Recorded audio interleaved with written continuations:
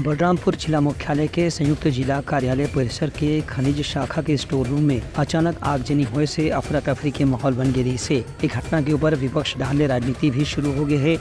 आरोप ये लगे थे कि कोई फाइल ला जानबूझ के गायब करे की कोशिश में ही आगजनी की घटना ला अंजाम दे गए है। फिलहाल मामला की गंभीरता ला देखत कलेक्टर रिमिजुअस एक कहा तत्काल एसडीएम के नेतृत्व में जाँच के कमेटी गठित कर दे है।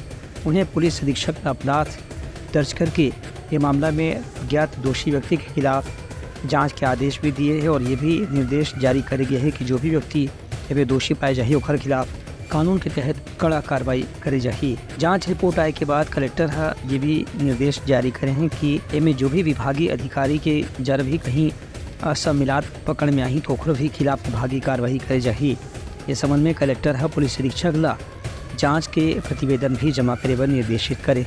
ब्यूरो रिपोर्ट उतलंघा न्यूज़।